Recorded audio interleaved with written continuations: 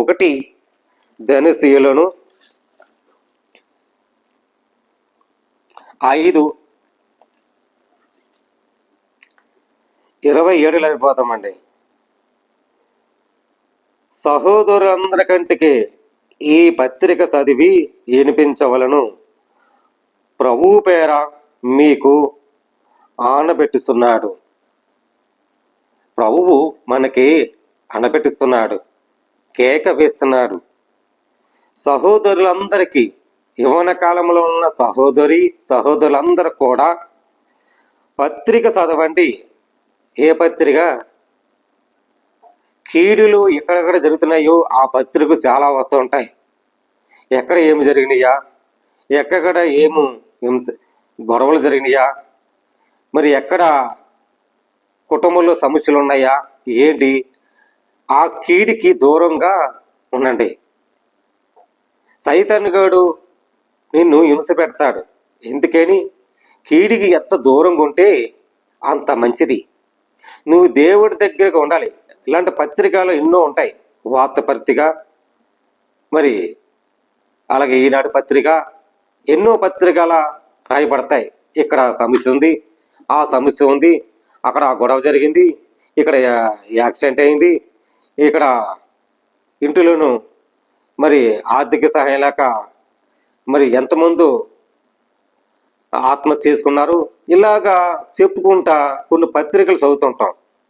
ఈ పత్రికలు చదువుకుంటాం మంచిదే, కానీ పత్రికల చదువుల కంటే బైబిల్ పత్రిక ఉంది, ఈ పరిశుద్ధ పత్రిక. ఈ పరిశుద్ధ పత్రిక నువ్వు చదివించు. సహోదరులందరికీ పత్రిక చదివి వినిపించవలను, ప్రభు పేరట మీకు అనబెడుతున్నాడు. మన ప్రభు అయిన యేసుక్రీస్తు కృప మీకు తోడై ఉండను కాక. అన్ని పత్రికలంటే ఒక బైబిల్ పత్రిక ఉంది. ఈ బైబిల్ పత్రిక చదవండి. చదివితే నీకు జ్ఞానమును, ఆలోచనను, తెలివి, మంచి భవిష్యత్తు, నీకు విజ్ఞానము, సంపదన, నీకు దేవుడి కృప ఎప్పుడు తోడే ఉంటాడు. ప్రియమిత్రులారా, ఇది మొదటి దినశీలోని 5:27 ఉంది.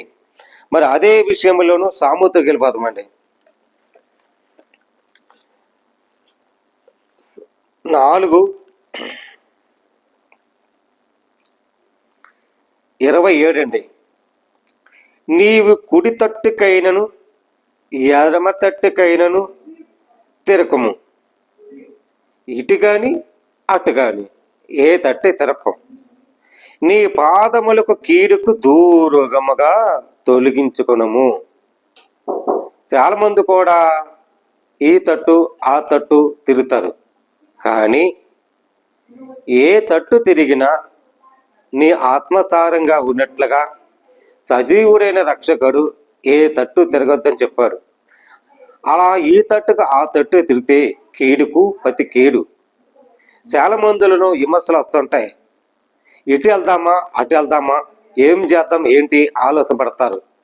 నా ప్రభువు అంటున్నాడు, నీ ఆలోచనకర్తకే సమస్తను ఎరుగైనైనా నా ప్రభువు రక్షకుడు.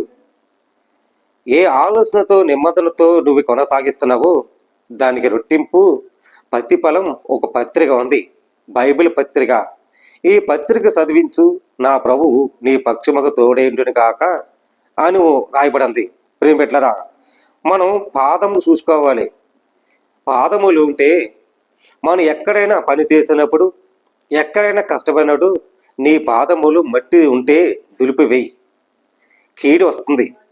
నీ పాదములకు దులిపివేసి నీ పరిశుద్ధంగా నీ పాదములు కడుక్కో. కడికిని అప్పుడు నీ ప్రవేశించిన నీ ఇంటిలో కానీ, నీ ప్రవేశించిన నీకు జాబులు కానీ, నీ ప్రవేశించిన పరిశుద్ధ స్థలములు కానీ అడుగుపెట్టి ప్రవేశించు. అప్పుడు ప్రభువుతో మాట్లాడు. ప్రభువు నీ కీడుకు రానోడు, దూరముగా పెడతాడు. ఈ కీడు చాలా దూరంగా ఉండాలి. ప్రియమిత్రులారా, సహోదరులారా, అదే విషయంలోనూ మరి సామెతలకు వెళ్ళిపోతామండి.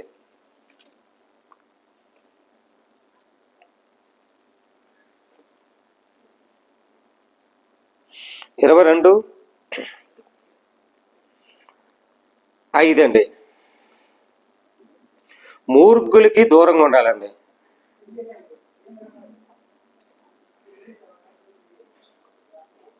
ముండ్లునకు ఉసురులకు మూర్ఖులకు మార్గములను ఉన్నవి. తన్ను కాపాడుకున్నవాడు వాటికి దూరముగా ఉండాలి. తన కాపాడుకోవాలి. దేనికండి?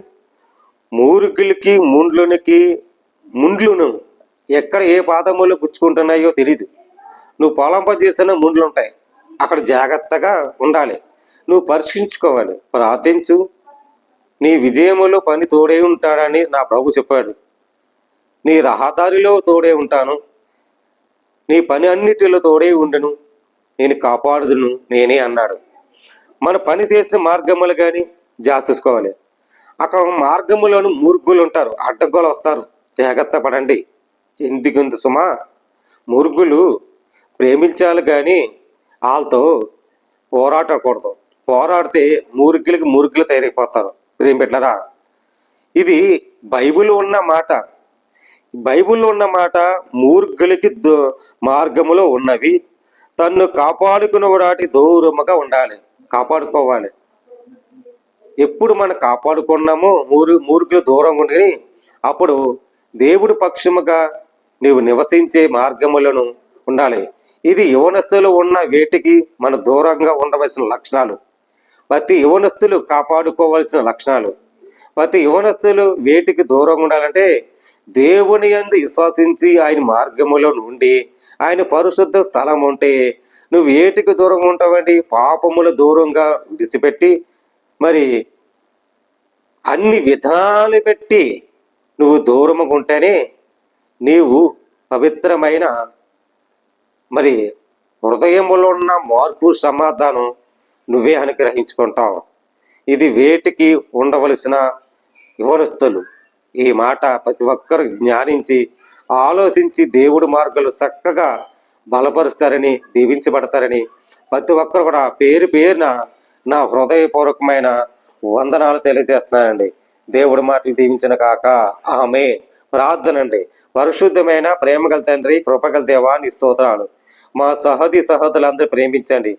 ఏ దేశములో ఏ ప్రాంతంలో ఎక్కడున్నా నాయన అన్ని విధాలు బట్టి ప్రార్థిస్తున్నాం. నాయన చక్కగా ఏర్పాటు చేసుకుని సజీవుడైన రక్షకుడు ఈ సాక్షిగా ఉన్నట్లుగా నాయన అన్ని విధాలు బట్టి ప్రార్థిస్తాం. ఏ దేశములు ఏ ప్రాంతములు నాయన నమ్ముని వాళ్ళు ప్రేమించండి, నమ్మని వీళ్ళందరూ ప్రేమించండి. నీ సాక్షిగా నిలబెట్టుకోండి. రోగుల కోసం ప్రార్థిస్తాం. హాస్పిటల్లో ఉన్న ప్రతి రోగిని నాయన స్వస్థపరచండి. ఆ రోగిని విజ్ఞాపన ఇచ్చండి. రోగిని స్వస్థపరిచినప్పుడు యెహోవా నేనే, ఆజ్ఞాపించేవాడు నేనే అన్నా తండ్రి. చక్కగా ఏర్పరుచుకొని నీ కని రెక్కలతో కాపుదల భద్రత ఉంచమని క్రీస్తు యేసు పరిశుద్ధాత్మ పేరటంలో వేడుకుంటున్నాం పరమ తండ్రి. ఆమె ప్రైజులండి. దేవుడు మీ కుటుంబాన్ని దీవించిన కాక ఆమె.